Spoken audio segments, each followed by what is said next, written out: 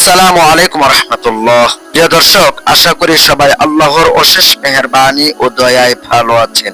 আপনারা দেখছেন RSA TV.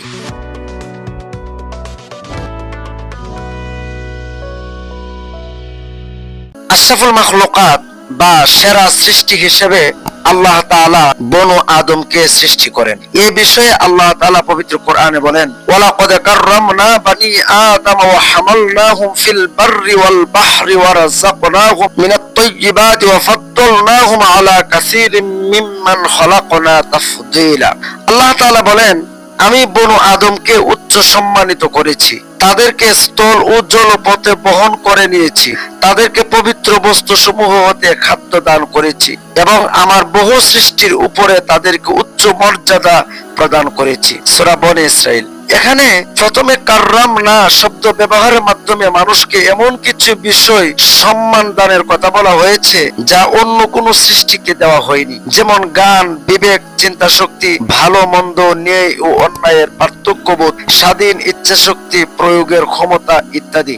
অতঃপর ফাদ্দল নাম শব্দ ব্যবহারের মাধ্যমে অন্যের তুলনায় মানুষকে উচ্চ মর্যাদা দানের কথা বলা হয়েছে, যেমন মানুষের উন্নত হতে উন্নতর জীবন যাপন প্রণালী, গৃহ নির্মাণ পদ্ধতি, খাদ্য গ্রহণ, পোশাক পরিচিত ইত্যাদি। উচ্চতর রুচিশীলতা, আইনানুগ ও সমাজবদ্ধ জীবন যাপন প্রভৃতি বিষয়গুলো অন্যান্য প্রাণী হতে বৈশিষ্ট্যমণ্ডিত এবং নানা বৈচিত্র্য ভরপুর। তাতে প্রতিনিয়ত বিবর্তন ও উন্নয়ন অব্যাহত রয়েছে। অথচ বাবুই পাখির নির্রচনা কিংবা বনে জঙ্গলে বাঘ শিকারের বসবাস পদ্ধতি লক্ষ বছর ধরে অপরিবর্তিত রয়েছে। না তাতে অতীতে কোনো পরিবর্তন এসেছে, না ভবিষ্যতে কোনো পরিবর্তন আসার সম্ভাবনা রয়েছে। মানুষ জলে স্থলে উন্নত হতে উন্নতর পরিবহনে চলাফেরা ও ব্যবসা বাণিজ্য করছে। তারা পৃথিবীর সর্বোচ্চ খাদ্য সমূহ গ্রহণ করছে, উন্নত পাক প্রণালীর মাধ্যমে সুস্বাদু খাবার গ্রহণ করছে, সর্বোচ্চ পানীয় পান করছে, যা অন্যান্য প্রাণীর পক্ষে আদৌ কি সম্ভব? কখনোই সম্ভব নয়। মানব মর্যাদার অন্যতম শ্রেষ্ঠ বিষয় হচ্ছে তাতে কথা বলার শক্তি দান করা, যা অন্য কোনো সৃষ্টিকে দেওয়া হয়নি। তাকে দেওয়া হয়েছে ভাষা ও রঙের বৈচিত্র্য, দেওয়া হয়েছে লিখন ক্ষমতা এবং উন্নত সাহিত্য, গান ও অলংকার সমৃদ্ধ বাক্য গঠন ও কাব্য রচনার যোগ্যতা, যা অন্য কোন সৃষ্টিকে দেওয়া হয়নি। মানব মর্যাদার অন্যতম বিষয় হলো বিশ্বের প্রকাশ্য অপ্রকাশ্য সকল সৃষ্টিকে মানুষের অনুগত করে দেওয়া হয়েছে। সূরা লোকমান। যেন আল্লাহর যাবতীয় সৃষ্টিকর্মের মূল লক্ষ্য হচ্ছে মানুষ, মানুষের জন্যই যেন সবকিছু। সূর্যের কিরণ, চন্দ্রের জ্যোতি, গ্রহ নক্ষত্রের মিঠি মিঠি আলো, বাতাসের মৃদুমন্দ প্রবাহ, পানির জীবনাদায়িনী ক্ষমতা, মাটির উর্বরতা শক্তি, আগুনের দাহিকা শক্তি, বিদ্যুতের বহুমাত্রিক কল্যাণকারিতা, মাঠ ভরা সবুজ শস্য ভান্ডার, গাছ ভরা ফল ফলাদি, বাগিচায় রং বেরঙের ফুলের বাহার, পুকুর নদী সাগর ভরা নানা জাতের মাছ ও মণিমুক্তার সমাহার, ভূগর্ভে সঞ্চিত স্বর্ণ রূপ্য ও খনিজ সম্পদ রাজি, তেল ঘেঁষের আকর, গোয়াল ও জঙ্গল ভরা পশু পক্ষীর আবাস কাদের জন্য? এক কথায় জবাব, এসব কেবল মানুষের জন্য। আল্লাহ বলেন, হুয়াল্লাযী খালাকা লাকুম মা ফিল আরদি জামিআ, তিনি সেই সত্তা যিনি তোমাদের জন্য পৃথিবীর সব কিছুকে সৃষ্টি করেছেন। সুবহানাল্লাহ। প্রশ্ন হলো, সবই যখন মানুষের জন্য, তাহলে মানুষ কার জন্য? তারও জবাব একটাই, আমরা আল্লাহর জন্য এবং আমরা তার কাছে ফিরে যাব। আমরা এসেছি তার ইবাদতের জন্য, সর্বক্ষেত্রে তার দাসত্বের জন্য এবং দুনিয়ায় তার খেলাফত পরিচালনার জন্য।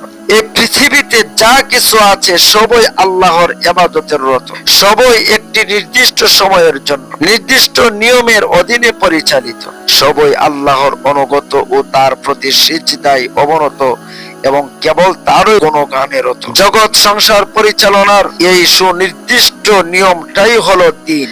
এই দ্বীনের প্রতি নিখাত ও আনুগত্য ও আত্মসমর্পণকেই বলা হয় ইসলাম।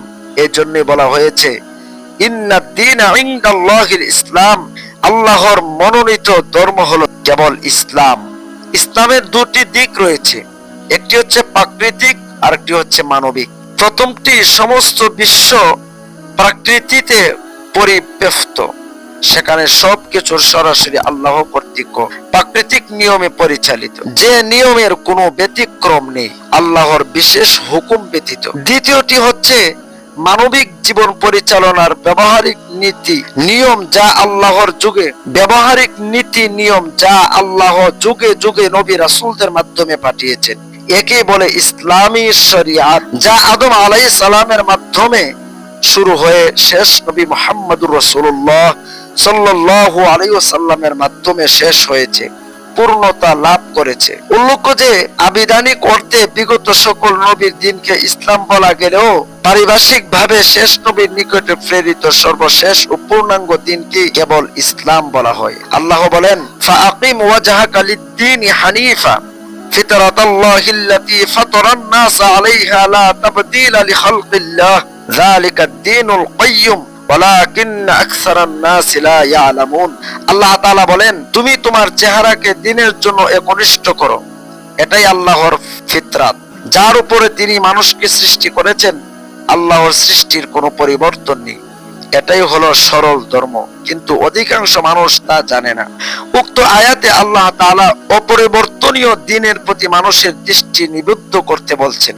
এটি হলো সেই দিন যা পৃথিবীর লোকে প্রাকৃতিক ভাবে প্রতিষ্ঠিত, মানুষের দেহসত্তায় ও জীবন প্রবাহে উক্ত দিন প্রতিষ্ঠিত। উক্ত দিনের প্রতি আনুগত্যের কারণেই বাবার শুক্রাণু থেকে মাতৃ গর্ভে ভ্রূণ সৃষ্টি হয়, অতঃপর নির্ধারিত সময়ে তা সুন্দর ফুটফুটে মানব শিশু রূপে দুনিয়াতে ভূমিষ্ঠ হয়। অতঃপর শৈশব, কৈশোর, যৌবন পেরিয়ে সে বার্ধক্যে উপনীত হয় ও এক সময় তার মৃত্যু হয়। দেহের এই জন্য মৃত্যু নিয়মের কোনো পরিবর্তন নেই। এক্ষেত্রে সকল সৃষ্টি জীব ইচ্ছায় অনিচ্ছায় আল্লাহর অলঙ্ঘনীয় বিধানের প্রতি আনুগত্যশীল ও আত্মসম্পৃক্ত।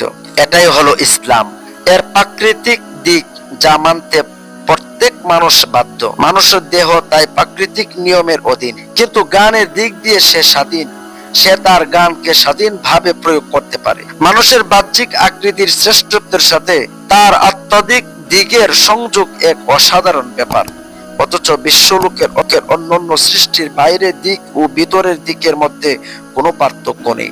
চন্দ্র সূর্যের সবটাই আলো, পশু সবটাই পশুত্ব ভরা, কিন্তু মানুষের বাইরের দিকের সাথে ভিতরের দিকের কোনো মিল নেই, বরং তা আরো জটিল ও দুর্বোধ্য। মানুষের দৈহিক অবয়বের মধ্যে এটা একটা আলাদা জগৎ, যা দেখা যায় না, কেবল উপলব্ধি করা যায়। এভাবে পূর্ণ স্বাধীনতা দিয়ে আল্লাহ বনু আদমকে দুনিয়াতে পাঠিয়েছেন। আল্লাহ বলেছেন, তোমাদের বিবেকের উপর আমি ছেড়ে দিলাম, তোমাদের বিবেক দ্বারা তোমরা চিন্তা ধারণা করবে কোন পথে জীবন যাপন করলে আমি আল্লাহ তোমাদেরকে জান্নাত দিব, আর কোন পথে জীবন যাপন করলে জাহান্নামে দিব। এ সময়ে বিষয়ে জ্ঞান আমি আল্লাহ তোমাদেরকে আমার কোরআন দ্বারা দিয়েছি। বলা বাহুল্য, এ স্বাধীন ইচ্ছা শক্তি মানুষের সৃষ্টি সেরা হওয়ার মূল কারণ। এতেই তার পরীক্ষা এবং এতেই তার জান্নাত বা জাহান্নাম। মানুষের শ্রেষ্ঠত্বের সবচেয়ে বড় দিক হলো এ পৃথিবীতে আল্লাহর খেলাফত প্রতিষ্ঠা করা, কেননা তাকে আল্লাহর খলিফা হিসাবেই দুনিয়াতে পাঠানো হয়েছে। প্রিয় দর্শক, আমরা আদম আলাইহিস সালামের সন্তান। আল্লাহ আমাদেরকে দুনিয়াতে পাঠিয়েছেন দাসত্ব করার জন্য, একমাত্র কেবলমাত্র আল্লাহ তাআলার। আল্লাহ আমাদেরকে